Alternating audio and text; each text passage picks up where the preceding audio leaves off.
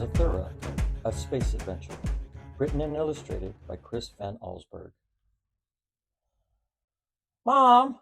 Danny Budwing yelled. "Mom!" Walter and Danny's mother stopped at her son's bedroom door. "Walter," she said, "get off your brother, honestly. If you don't stop pulling his nose like that, it'll end up looking like an elephant's trunk." "Oh, yeah?" said Walter. "Then he'll need the ears to match." He let go of Danny's nose and grabbed his ears. "Enough!" Mrs. Budwing shouted. "Danny started it. Look what he did!" Walter yelled, picking up his walkie-talkie. The antenna was dangling by a wire. "See? He breaks everything!" "I'm sure he didn't mean to," Mrs. Budwing said. "Was an accident," Danny mumbled. From downstairs, Mr. Budwing called to his wife. "We're going to be late!" Mrs. Budwing gave her sons a kiss goodbye. "I set some dinner out in the kitchen. Dad and I shouldn't be too late." "Can't you take him with you?" Walter whined. After their parents left, Walter sat down in front of the television. "Can me and you go out and play catch together?" Danny asked. "It's you and I," said Walter, "not me and you. And the answer is no." Danny really wanted to play. He threw Walter his hat, but Walter just ignored him. Then he tossed him a baseball and beamed him in the head. Walter jumped up. "All right, you little fungus. Now you're really going to get it." Danny bolted out of the room, down the hall and out the front door, with Walter close behind. They ran into the park across the street, but Danny couldn't outrun his brother. Walter tackled him. "I'm telling!" Danny squealed as Walter got a grip on his nose and pulled. Then he let go. "Hey, what's that?" he said. Right next to the boys was a long, thin box resting against a tree. Walter got off his brother and picked it up. It's just some dumb old game. Here," he said, poking Danny in the stomach with the box. "It's for babies like you." He trotted off as Danny read the words on the box. "Jumanji, a jungle adventure." Danny stuck the game under his arm and ran home after his brother. Back inside, Danny looked at the box. It was covered with pictures of jungle animals. He took out dice, some tokens, and a very plain game board.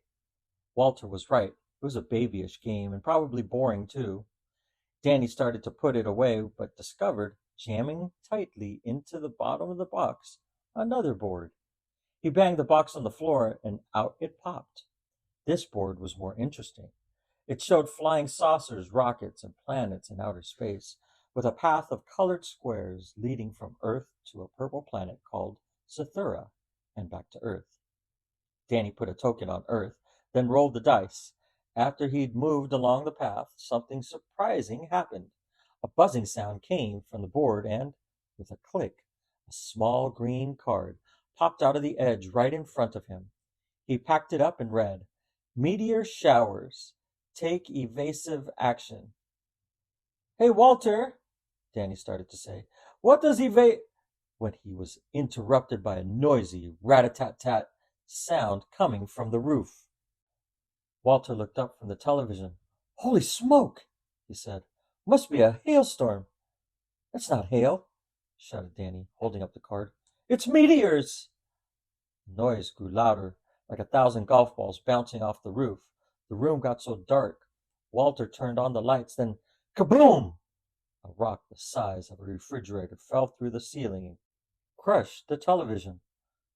"See?" Danny said. "I told you! Meteors!" Walter stared at the hole in the ceiling. "Okay," he agreed. "Meteors. But how'd it get so dark so fast?" Through the hole he could see what was left of his parents' bedroom, and beyond that a black, star-filled sky.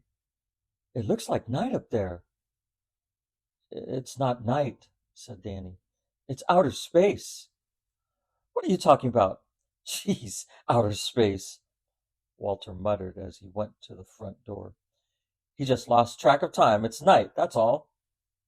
He threw open the door and almost took a step outside before he realized there was no outside there anymore. At least, not the one he expected. "See," said Danny. "Outer space."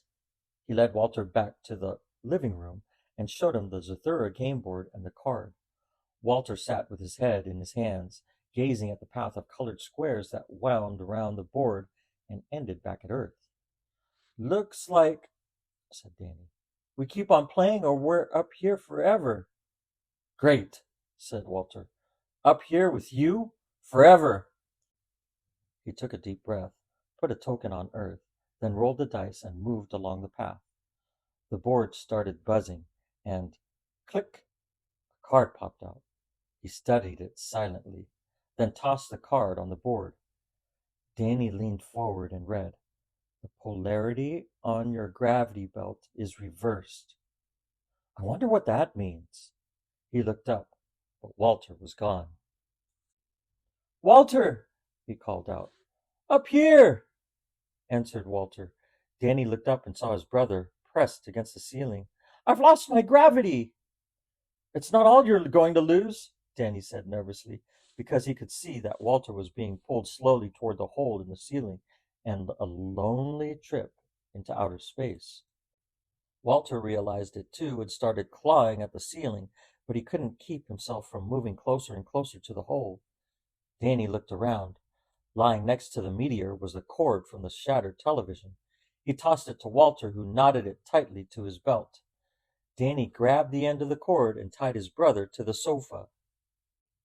Danny rolled the dice and moved his token along the path. Click! Out popped another card. "Your gyroscope is malfunctioning." Suddenly the house tilted. Everything in the room slid to one side, and Danny got buried under a mountain of furniture. He slowly dug himself out, clutching the game, only to find that Walter was floating back toward the hole in the ceiling. Danny tied him to the sofa again and handed up the dice. Walter rolled and got his gravity back, dropping to the floor with a thud. Danny moved his piece and handed him his card. "Your robot is defective," Walter read. From the hallway came the sound of rattling metal and steady clank, clank, clank. The boys stared at the doorway as a shiny silver robot stepped into view. He was having trouble walking on the tilted floor. His head rotated back and forth and seemed to freeze on Walter. The robot's eyes lit up, and he spoke in an odd, mechanical voice. "Emergency, emergency, alien life form, must destroy." His claw-like metal hands snapped open and shut. "Uh-oh," Danny whispered. "I think he's talking about you." Fortunately, when the robot stepped forward, he missed the door, banged into the wall, and fell to the floor. He got up and did it again, and then again. "Better hurry up and roll," said Walter, "before he makes it in here." Danny rolled the dice and took his card. "You passed too close to Surus 3. Gravity greatly increased." The room began to level out, but something strange was happening to Danny. Walter looked at him. "Holy smoke," he said. Danny was getting shorter and wider, too. Soon he was about the shape and size of a large beach ball. "Walter," he said in a low voice, "I feel very heavy." "Destroy alien life forms," the robot repeated from the hall as he picked himself up again. This time he made it through the door and headed for Walter. Danny yelled to his brother, "Push me!" "What?" said Walter. "Push me!" Danny yelled again. "Just push me!" Walter bent down and gave his brother a shove. Danny rolled across the room and, like a giant bowling ball, knocked the robot over and flattened his legs. "Did I get him?" asked Danny, who couldn't see because he'd rolled up against the wall and was upside down. Walter pushed him back to the game board. "You sure did," he said, patting his brother's head. "You were terrific." Walter picked up the dice and rolled. He took his card, and his hand trembled as he read, "Zorgon pirate ship launches photon attack." Through the window, the boys saw a spaceship. 2 points of light shot from the ship and headed directly for the Budwing house. The first one hit the chimney and sent bricks falling into the fireplace. The second hit the upstairs bathroom. Water began dripping down from the hole in the ceiling. Walter handed the dice to Danny, who had a hard time lifting his short, heavy arm. He rolled, and as Walter moved his token for him, he slowly returned to his normal shape. A card popped out. Danny read it silently. "This is bad," he said.